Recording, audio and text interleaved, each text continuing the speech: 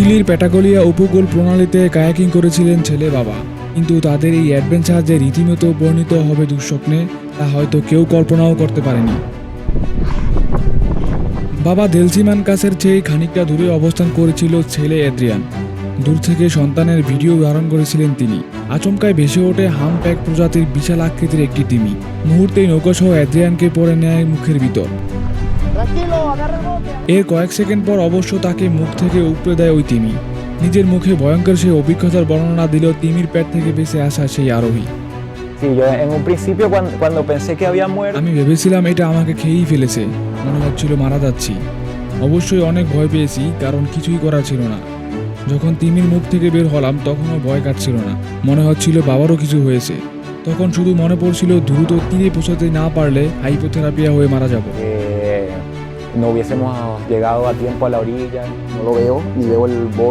যখন পিছনে ঘুরলাম ছেলেকে দেখতে পেলাম না, নৌকাও দেখতে পেলাম না, তাই অনেক ভয় পেয়েছিলাম। কিছুক্ষণ পর তাকে ভেসে উঠতে দেখলাম, আর সেই সাথে একটা তিমিকেও দেখলাম।